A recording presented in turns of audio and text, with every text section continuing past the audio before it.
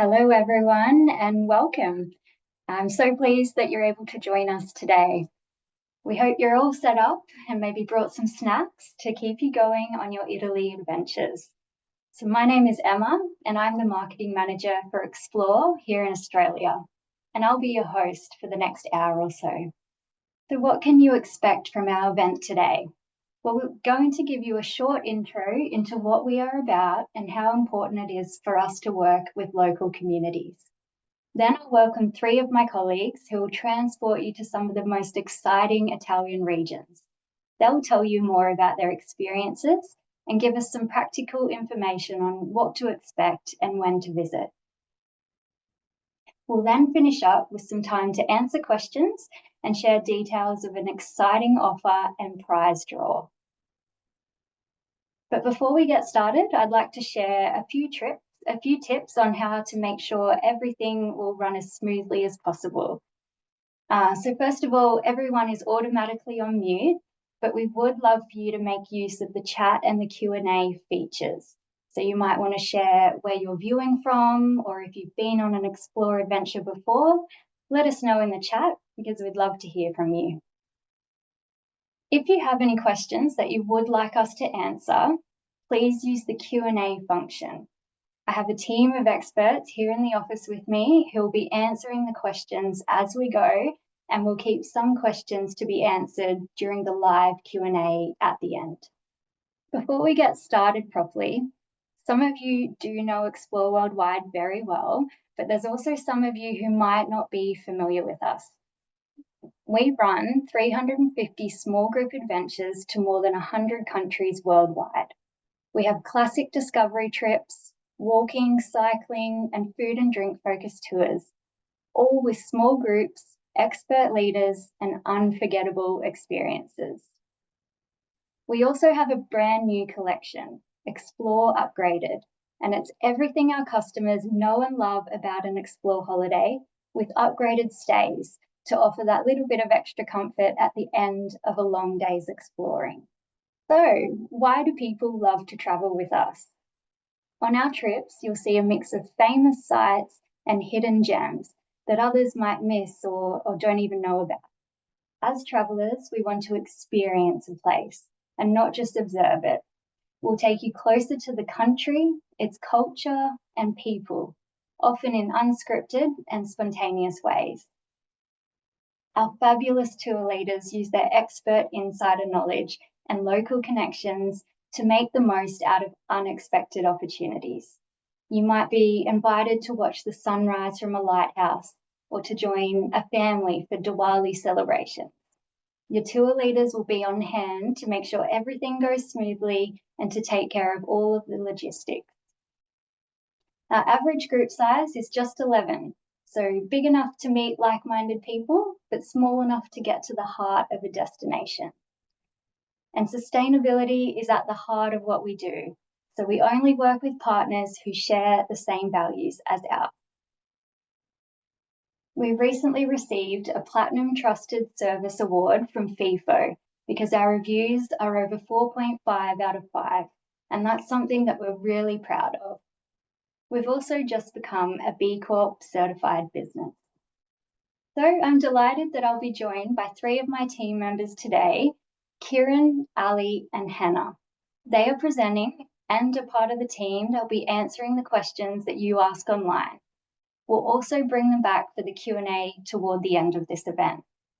But for now, I'd like to hand over to Hannah, who will give you a bit more of an idea on how we work with local communities when visiting different places.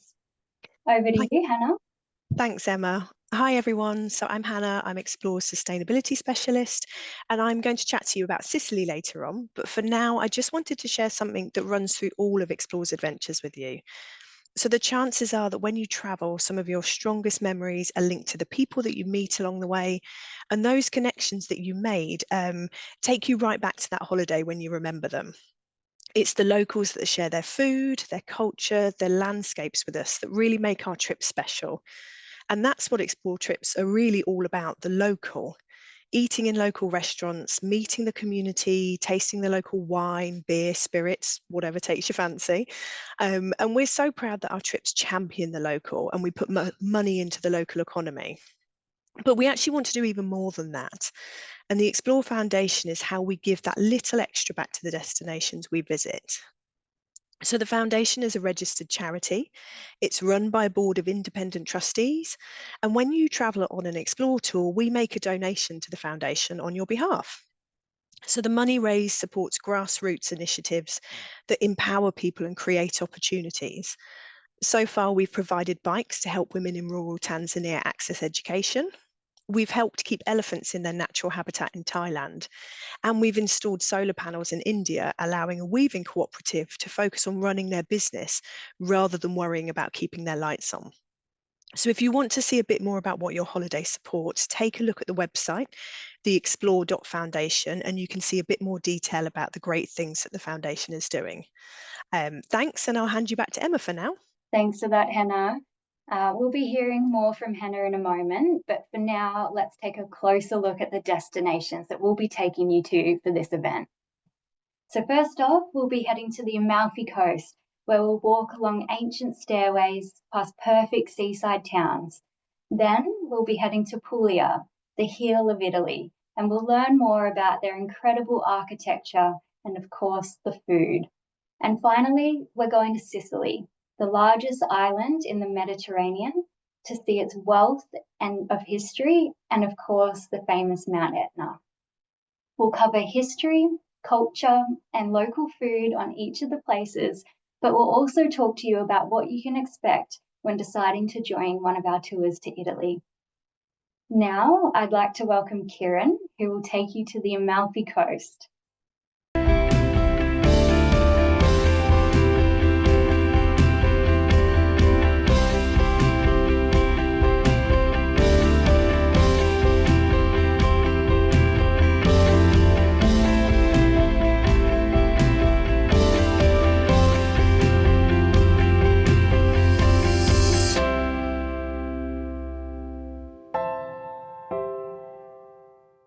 Hi everyone, I'm Kieran. I'm here and I'm so excited to talk to you about one of my favorite trips, which is the Amalfi Coast walking agriturismo.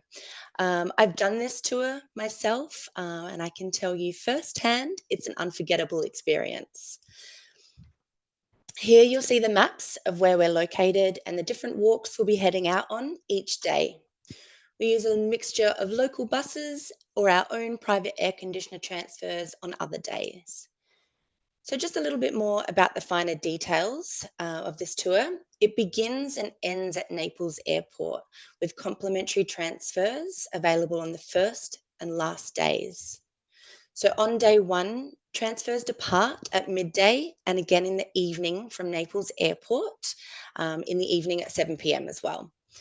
So, whether you're flying into Naples or taking the train from Rome, these transfers ensure a smooth journey to San Lazzaro, where the agriturismo is located. Walking poles might be available for hire at the agriturismo, but if you're thinking that you'll need them, it's best to bring your own. I'd also highly recommend packing 50 plus sunscreen. And while hiking boots aren't essential, a sturdy shoe with ankle support is a great choice for the terrain. When I travelled in August when the days were hot, but the evenings were noticeably cooler. And since San Lazzaro sits at a higher elevation, I'd recommend bringing layers, even in the middle of summer, for added comfort in the evenings, as it did get quite cool. The farm stay itself is a small and intimate with just 11 rooms, all with private bathrooms. There's a terrace to relax on after a day of walking and a quiet room where you can access your Wi-Fi. Just note that it does not work in the rooms. So let's set the scene. You're waking up in the agriturismo, basically a beautiful, rustic, family-run farmhouse, surrounded by lemon groves, olive trees, the smell of fresh basil, and the sparkling Mediterranean in the distance. Every morning, you'll enjoy a delicious breakfast. There's eggs, cereal, toast, and also meats and cheeses.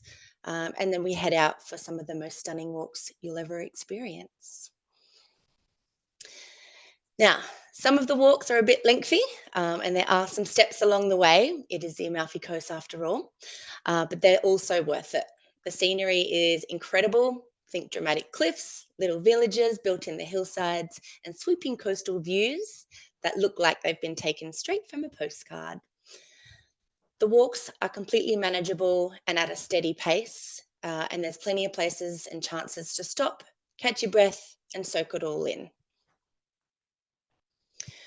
One of the highlights is the Path of the Gods, which is arguably one of the best hikes in Italy.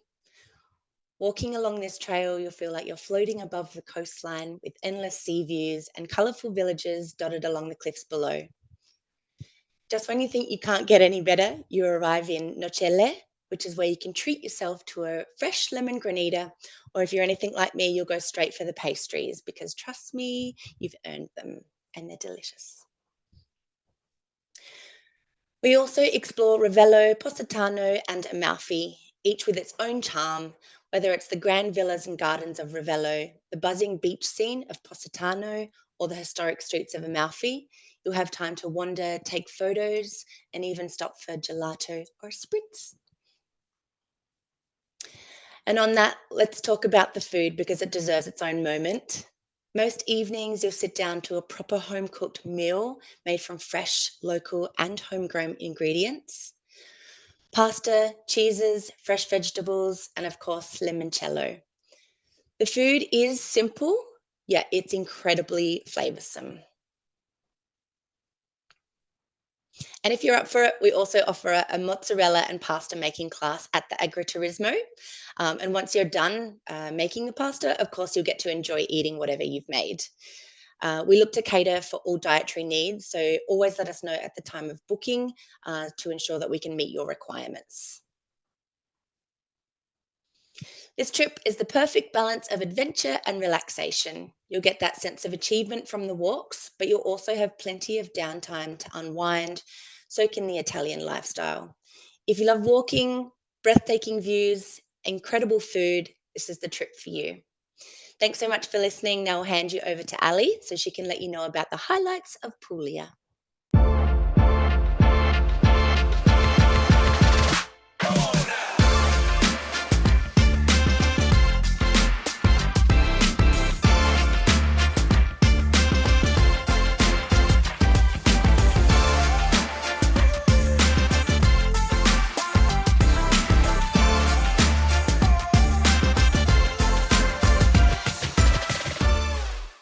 Thanks, Kieran. That looked absolutely wonderful. Amalfi is definitely on my list of places to go to in the not too distant future. What I'm going to talk to you about now, there is another great region, and it's Puglia. So as Emma mentioned earlier, Italy, the map of Italy is often described as boot-shaped, looking like a boot. And Puglia is in the region that is the heel of that boot. It's pretty much sun-drenched, like year-round.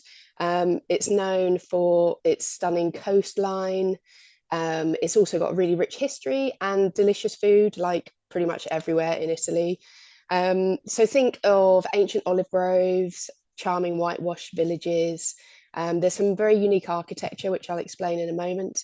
But it's a really authentic and relaxed Italian experience. So it's a great place to explore and visit. And also one of the attractions is there are fewer tourists than in some other parts of Italy. So that adds to this relaxed feel.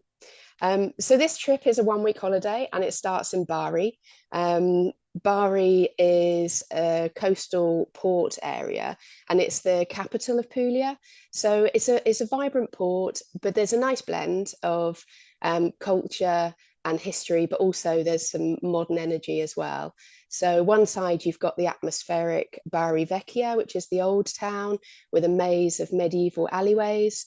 And on the other side of town, there's a more modern district where you've got things like elegant boulevards and shopping streets, and that's where most of the nightlife is.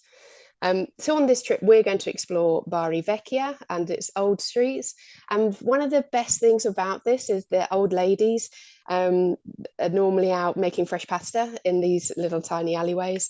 And they make the orecchiette pasta, which is the small ear pasta, if you've heard of it. Apologies to anyone Italian on this call if I butcher the pronunciation there at all. But it's great to see it being handmade by these women in the streets, and you can buy it fresh from them directly. It's a really, really lovely thing to see and great experience. There's also some free time in Bari, and you can take a walk along the Lungomare, which is a lovely seaside promenade. So that's all well worth doing. Our next stop on this trip is Altamura, and that's an area that's famous for its bread. So on the left-hand side of this slide, you can see some bread in a wood oven, some savoury biscuits and focaccia, and we're going to have a food tasting, and we're going to include all of these wonderful flavours. But the king is what they call the king of breads, is the Altamura bread, and it's made from a local durum wheat and a natural yeast, and it's baked in these wood-fired ovens, and it's sort of thick and crunchy crust, soft squishy interior, and normally it's drizzled with lots of olive oil, and it's just wonderful fresh out of the oven. So we'll get to experience that. It's fantastic. We're also going to visit the Castle del Monte, which is the picture to the right, and that's an octagonal medieval castle, UNESCO site, and architecturally it's of interest because it's got more of an Arabic influence than some of the more classical Italian structures that we will see in this part of Italy. Our next stop on this trip is Matera, and that is again a fantastic landscape, which is unlike a lot of things you will see in Italy. It's called the Stones of Matera, or the Sassi, and they are stones that were used, that have built all of the buildings that you can see here, and also cave dwellings. So Matera was named the cultural capital recently, and it's quite an impressive location because it's on the side of a gorge that's been eroded by the river, and it's got a UNESCO listed troglodyte quarter, which originates from prehistoric times. And we'll take a wander through this town. And when you're going through these little tiny alleyways and cobbled streets, you really get the impression that nothing has changed for 7,000 years. Like, it's quite remarkable. We'll have a guided tour there, and we'll see the two different parts of the town, and they'll be explained to you the contrast between the two and the different types of stones of Matera. We'll also get to explore the rock carved churches, and it's a location that's been used as film sets for quite a few things because of it's quite unique. So most recently, No Time to Die, the 007 movie was filmed around here, and there's a free afternoon where you can take the train to Gravina, which is just 30 minutes down the road, and you can see there's a famous bridge in the movie that James Bond then goes over to a graveyard, and that scene was all filmed there. So there's lots that you can see from that front as well. That's fascinating. And then we move on to, so these pictures here show you the cave hotel. So whilst we stay in Matera, we've got 2 nights in a cave hotel. It's twin share ensuite, so very comfortable. You've got your own bathroom, but a very unique experience. The sizes and the layouts change. All the caves are different, obviously, but because they're ancient buildings, but they're all very comfortable, and add for a unique accommodation for this trip. Our next stop on the tour is Alberobello, and what Alberobello is most famous for are the trulli houses that you can see in the picture here on the right. First of all, I'm going to explain the small 2 pictures there on the left, though. So on our way to Alberobello, we visited Agriturismo, which is a small-scale farming operation, and we'll try some simple homemade cheeses like mozzarella and ricotta. And we'll also do a wine tasting, and the winery that we visit has got a small wine museum on site as well, which is great because you can learn more about viticulture in this area. And then, so when we've got full tummies, we've had some cheese, we've had some wine, we then go on to Alberobello and see these wonderful trulli houses. So they're iconic sort of cone roof stone houses. The locals say the cone roof is sort of a symbol of the gelato ice cream cone, or witches' hats is another thing that it can sometimes be called. But they're historic structures. They were originally built as rural homes and storage spaces, and they've been restored into the hotels and accommodations. And we will have 2 nights staying in these whitewashed trulli houses. They are very cool in the summer because of the design, and they stay warm in the winter. So again, a really cozy stay, and a very interesting, authentic experience in this part of Italy. And these pictures here just show you what you can expect from inside the accommodation there. So again, they're all with ensuite facilities, comfortable rooms, and they vary in sizes depending on the house in which you've been put in. Then we move on to Otranto. So Otranto is on the Adriatic coast. It's a lovely seaside town. It's got loads of character. What we'll visit there is an ancient underground olive press, which dates back to medieval times. We'll also take a walk along the coast, which is beautiful. We will visit the cathedral and see its mosaic floor, and spend a little bit of time relaxing by the seaside before moving on to our last stop on the tour, which is Lecce. And Lecce is known as the Florence of the South, mainly due to its many monuments and churches, palaces, museums. It's an elegant city, which has sort of a vibrant centre as well. So it does bring back memories of Florence to those that have visited there before. And we spend the last 2 nights of the trip here. We'll have a guided walking tour and see the Baroque architecture and historic sites, including the Basilica Santa Croce, the Piazza del Duomo, and there'll be time, the top left picture there you can see is the Roman amphitheatre, and you can explore the amphitheatre as well. But another lovely thing to do here, which I really enjoyed, is these many squares you've got, like that's Piazza del Duomo. You can sit outside in cafes and just watch the world go by, take it all in, whilst enjoying lovely traditional dishes like burrata cheese is from this area, and you can have some robust red wine, like a primitivo, which the area is famous for. So it's a really nice thing to do, is just sit outside in the square, have some cheese, have some wine, and enjoy the last part of your holiday here in Italy. So just to wrap up the tour then, so we've graded it as moderate, and you can expect it to be quite a busy itinerary, but there is some downtime so you can explore at your own pace.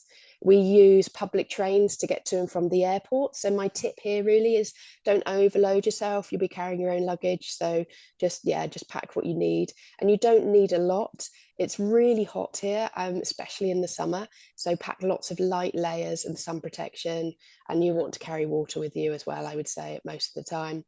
If the heat is not your thing, and if you really struggle with high temperatures, then don't book in those midsummer months. So the trip operates April, May and June. We take a break and then we come back in September, and it runs through to the end of October. So if you prefer it a bit cooler and less crowds, I'd say go in April or at the end of October. But if you love the long days and the warm sunshine, then any of those other dates you'll really enjoy. And one thing that I loved about the region is the clear skies. It's sunny, and to me that's hard not to put a smile on your face. But yes, a wonderful part of Italy. I definitely recommend a trip to Puglia, getting added to your list at some point soon. And I will now pass you on to Hannah, that's going to take you on a tour around Sicily.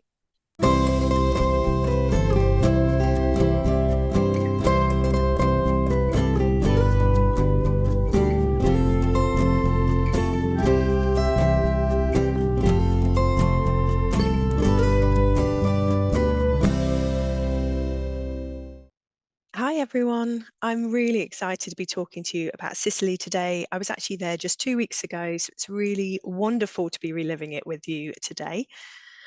So the classical Sicily tour is, in my humble opinion, the best way to explore Sicily because it covers pretty much the whole island. It's actually a full-on tour, and for the first few days you move around a lot each night. And whilst none of the drives are especially long, we're covering a lot of ground. So you can see from the map that I'm going to share with you on the next slide just how much you cover in a week. So every day is packed full of incredible sights, smells, tastes. Honestly, it feels like you're rounding every corner to another archaeological wonder. So all of the country's highlights are included. You've got the Doric temples at Agrigento, you've got beautiful churches and narrow streets in Arice, and the most over-the-top mosaic floors at Villa Romana. So if you're even the slightest bit interested in history, then Sicily is a must for you. Now, I kind of expected to be wowed by these sites, and I wasn't disappointed. It's really hard to convey the scale of the sites through a photo. The image on the left of this slide is the Temple of Concord at Agrigento, and we weren't even as tall as the steps leading up to the temple. The Greek theatre at Taormina is what you can see on the right, and that overlooks the coastline. It must have been so spectacular in its heyday. It's such a dramatic setting. It's looking down over the east coast, and you can actually see Etna in the backdrop from the right angle. One of the things that I really loved was the local guides at each site. This was really invaluable because they brought it to life. You're seeing a lot of things during this trip, and they patiently explained who built the site, who came and tried to destroy it or to tweak it and add their own style to it. And of course, they talked about how earthquakes over the years have damaged the sites. Their knowledge was honestly encyclopedic. And it's the little nuggets that sort of stick with me, like the Doric temple at Segesta, which is on the left of this picture. It was either built by the Elemians, which was the local community in that part of Sicily, or by the Greeks, depending on which perspective you prefer. But it was abandoned before it was completed. So when the Carthaginians arrived, they destroyed so many of the other sites in the area, but they ignored Segesta because they just assumed it wasn't important. So today we're actually left with a fairly intact ancient structure. It's in excellent condition, and it's so rare to be able to walk through that and feel like you were in this ancient period of time. So these big sites have the wow factor. However, for me, it was some really unexpected highlights of this trip. And honestly, these are usually my favorite bits of travel. There were mosaics on a scale that I'd never seen before, including this incredible Jesus and the Saints. This is at Monreale Cathedral, just outside of Palermo, and an entire floor depicting animals from around the globe at Villa Romana, which is sort of showcasing the owner's wealth and power. It was so extra, it was incredible. But the level of detail, the skill at getting the scale and the perspective right on these images is just mind-blowing. So I mentioned that the trip is quite full on, but despite it being full on, there are pockets of downtime, and these are perfect for reflecting on what you've seen during the week. For me, my favourite spot on the island was Cefalù on the northern coast. The town is absolutely gorgeous. It's got a beautiful cathedral, tiny cobbled streets, and it's topped off with this expanse of pristine beach, which I walked the length of, making the most of the absolutely glorious weather we had that day.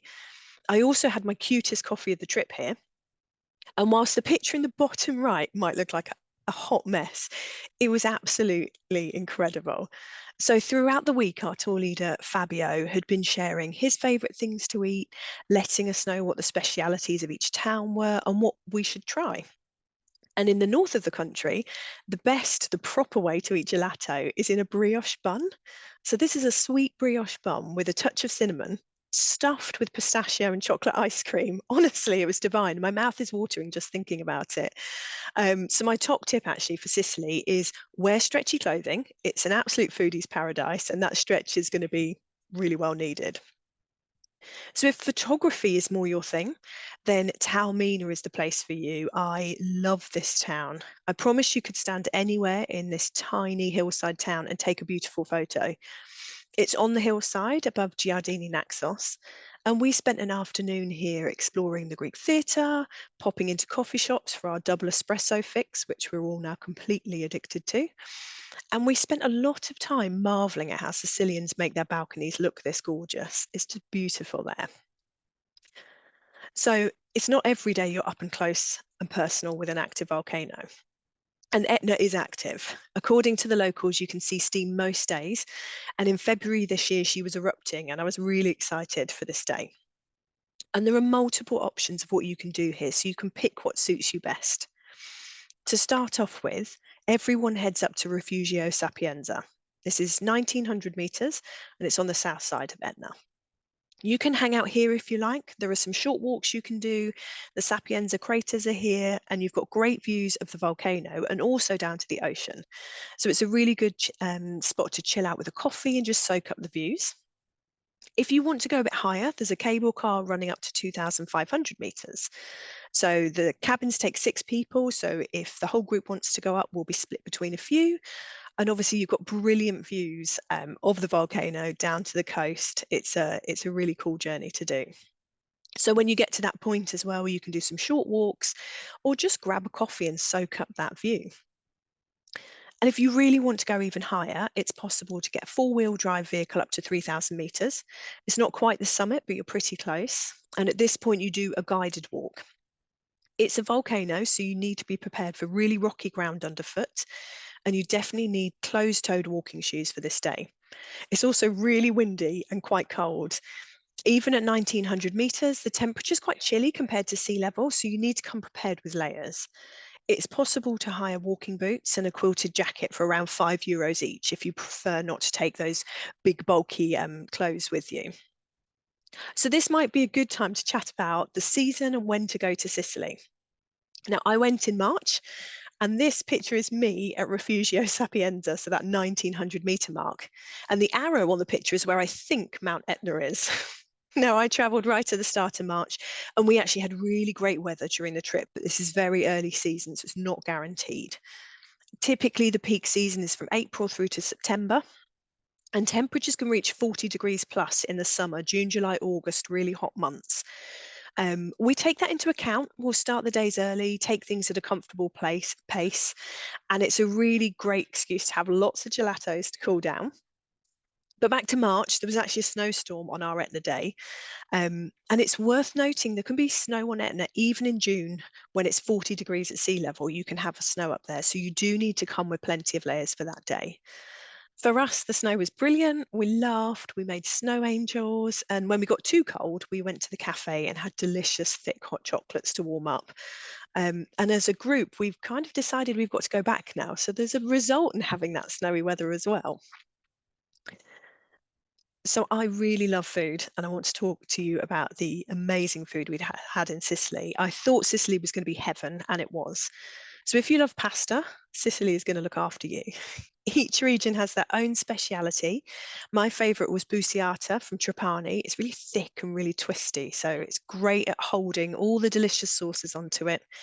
Expect lots of tasty dishes with seafood, lots with pistachios, which is really delicious. And importantly, the portions are generous. If you like seafood, you're going to be in complete heaven.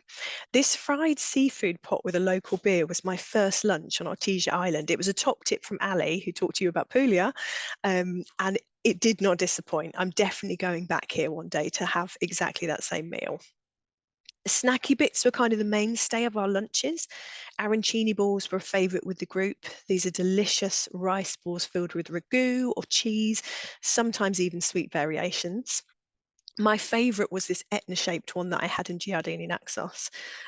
Not just for the shape, but it was the best ragu I'd tasted in the entire trip. High standards as well.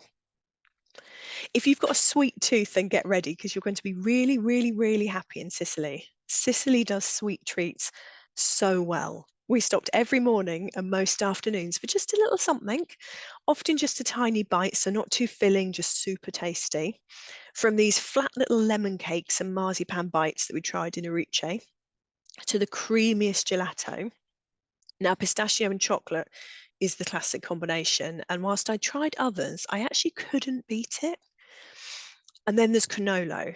I knew them as cannoli, but it turns out that that's the plural, which was applicable on a couple of occasions because they're very Moorish. They're sweet pastry fried and stuffed with sweetened whipped ricotta.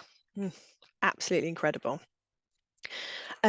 What really surprised me about the food actually was how easy it was for people who had dietary needs. We had one traveller in our group who needed a gluten-free diet. And on the first day, I thought, oh, this is going to be quite challenging. But actually, it wasn't at all. There was gluten-free pasta everywhere, gluten-free pizzas, plenty of options at breakfast. And everywhere that we went to just really got the importance of catering for different diets. So if you do have a dietary need, just reach out to us before you travel so we can let the tour leader know and also the hotels know so you can enjoy all the delicious foods and not have to worry about it. So I couldn't tell my Sicily story without talking about our tour leader. Fabio is a local, born in Trapani, living in Catania, and what he doesn't know about Sicily honestly isn't worth knowing. He told us all the big things about the sites, but more importantly, he told us the tiny things, how the locals customize their granita orders to get the perfect mix of chocolate and nuts, how getting up half an hour earlier, which we did moan about, would mean we'd have the streets of Arice to ourselves. And when we were there and we were the only people there, we really appreciated that little nudge in the right direction. His joy for sharing the island just made the trip and helped us see Sicily through a local's eyes. So I'll finish up by just saying, if Sicily's been on your list, then do it. I'm already desperate to go back. It's got everything you want to see and you've heard of, but those little bits that you didn't even know about. So thanks for letting me relive it. I really enjoyed this, and I'll hand you back to Emma now. Wow, thank you so much, Kieran, Ali, and Hannah. These trips just sound brilliant. And I don't know about you, but just looking at that food, it makes me want to go to Sicily and try that for myself. If this has left you feeling inspired to start planning your trip to Italy, then please get in touch with us or your preferred travel agent to learn more about our tours. If you're going all the way to Europe and have some additional time on your hands, we think that extending and combining tours is a great option to make the most of your time over there. So to make things even easier for you, we've put together a list with our favourite European tour combinations.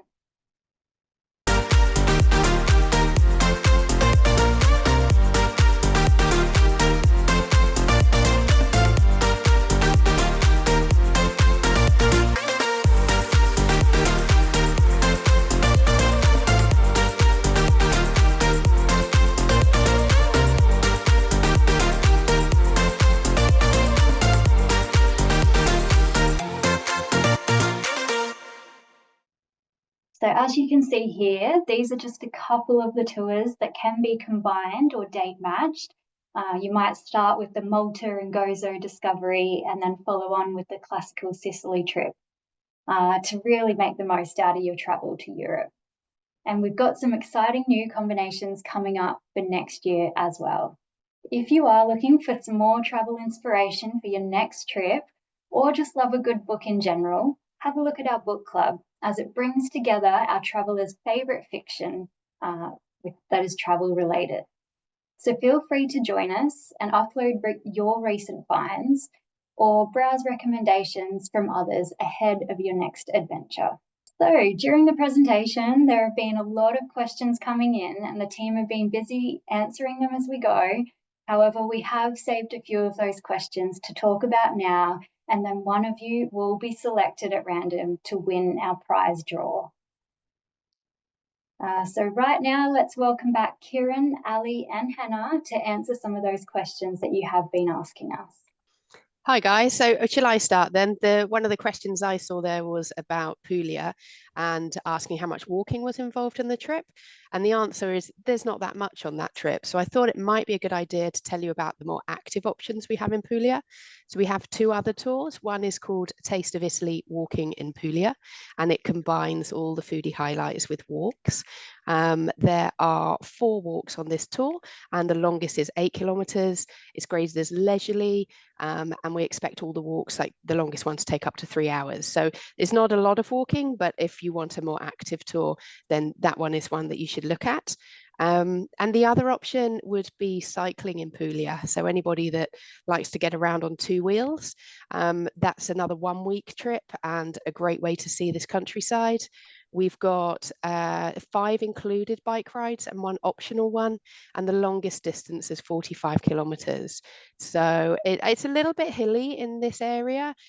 So this is graded leisurely to moderate, with one of the rides being a bit more hilly than the others, but it's manageable for anybody that is fairly active and enjoys cycling. So yes, those are your options for Puglia if you'd like something a bit more active than the trip I described. Great, thanks, Ali.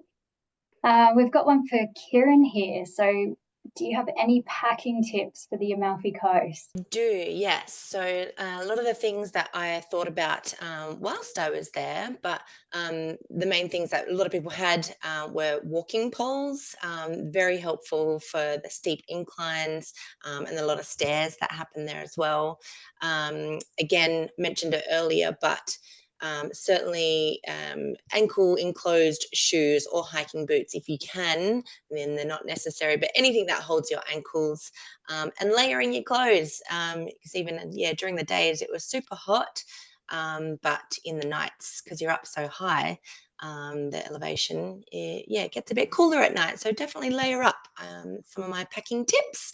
But yeah, while you're there also at the agriturismo, there is even, a few deck of cards and stuff like that that you can sit around and join in with the group. So I think that's a good idea, and I'm a big one for Uno, so I take my Uno cards everywhere. Nice, thank you. And now I've got one for Hannah. So is it worth having extra time before or after the trip? Great question. Absolutely. If you've got the additional time, I would say do use it because it's quite a fast-paced trip. You are moving around, you're covering a lot. I went out early and stayed in Syracuse for one night before I met the group, and I spent the morning just wandering around Ortesia Island, which is actually it is included in the trip. So we did get to see it, but I could just take it at a really nice leisurely pace.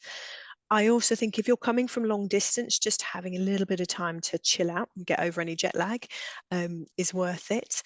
I didn't have any time at the end of the trip, and I really wished I did. You don't really see Catania on this trip. You fly in. If you're flying in, you transfer straight to Syracuse, and at the end, you're in Giardini Naxos. So just having a little bit of time to see that city as well, if people are interested. So yeah, I try and tag on one night at the start and at the end, and just really make the most of being there because it's so beautiful. It's so chilled out. And if you've got longer than one night, start and end, definitely. There's so much that you can see, and I think I said before, just you wander around every corner and there's something fascinating to look at. So if you've got bonus time, definitely spend more time in Sicily. Sounds good. Now this is a bit of a fun one, and it's a question for everyone, but we're interested to know what was the best food that you ate on your travels? Oh, I can Oh, start with this one if you want. yeah, go for it. I mean, it's really hard to pick out one now. I wish I hadn't dived in so quickly. I would probably say for me, it was the arancini balls. Just that sort of little snack at lunchtime where you don't want too much because you've had an enormous breakfast and you also know what's coming for tea. And I did mention we had sweet snacks morning and afternoon, but they're just sort of the perfect size and they were filled with so many delicious things. Traditionally, it's a ragu. It's a mix of meat and tomato sauce with a little bit of cheese as well. But I also had this incredible one with blue cheese and walnuts. And honestly, that memory just sticks with me. So yeah, arancini balls for life. This is a difficult question, but what stuck out to me as soon as I saw it was because you're on the Amalfi Coast, the whole lemons are everywhere, so they're sticking out to you. And so when you're at the agriturismo, the family are there, they're with you, they want to show you their culture and everything like that. So for me, what sticks out when I saw this question was the huge fragrant lemons that they've got there. They're bumpy, like they've got their bumpy rind, and it's just packed with oils, and they're intense. They smell delicious, but you can actually eat them, so straight from the rind, and they were just delicious. It's just not what I expected to be enjoying. Of course, there's always the delicious local pasta, homemade pasta, but the one that stuck out for me was the huge sweet lemons. For me, I mean, Italy's just great for food, isn't it? I mean, you don't eat anything bad on any of these trips. It's just all stunning. But what sticks out to me is the simplicity. So we often overcomplicate recipes and meals by adding all sorts of weird and wonderful things. And in Italy, they really don't. Like one of my favorite things was just the burrata. And it was literally just that. I ordered it and thought, oh, what's it going to come with? And it was just a lump of cheese. And it was cheese drizzled in olive oil with lemon, not with lemon, with salt and pepper And yes, you could have bread and other things with it. And what they tended to have it with was just a side of sliced tomato. And it's just so simple and basic, but everything just has more flavour, I think, than what I'm used to at home. And anything that is grown locally just tastes 100 times better. So the tomatoes were better than anything I'd had here. And I think sometimes the temperature of the food really plays into that as well. You know, eating tomatoes that aren't cold out of a fridge is all the flavor comes to life. So yes, I think the burrata was my favorite, but I just loved that Italian is so good at sticking to one or two key flavors and not overcomplicating things. Yeah, it's all great. Eat it all. Eat it all. Sounds delicious. Sign me up. Yeah. Okay, so the team is still busily answering questions in the Q&A. So if we haven't got to yours yet, we will shortly. So thank you, Ali, Hannah, and Kieran once again. We'll also be sharing some of the most frequently asked questions and the answers in the recording email. So if you do have any other questions, we are just a call or email away. Or again, feel free to reach out to your trusted travel advisor with any questions you do have. Now onto the offers. So we can share with you today that we'll be launching a special Europe getaway sale. So if you are planning your Europe adventure, now might be the moment to have a look through our tours and book your next holiday. You will have until the 10th of April to book this in. Next up is our prize draw. So one lucky winner will win an Italian-themed hamper to enjoy a slice of Italy at home. And the lucky winner, drawn at random, is Roma Flood. So congratulations, Roma. We will be in touch with you via email to get your prize sorted. So that's us for now. I would like to say a huge thank you to my colleagues who have helped organise this event, both those on screen and those behind the scenes. We would like to thank you for joining us tonight and for engaging on the Q&A and the chat. It's been so lovely to watch that conversation unfold across the event. So please look out for that email in the next few days. It will have the recording and a short feedback survey. Otherwise, I hope you have enjoyed yourself today, and thank you.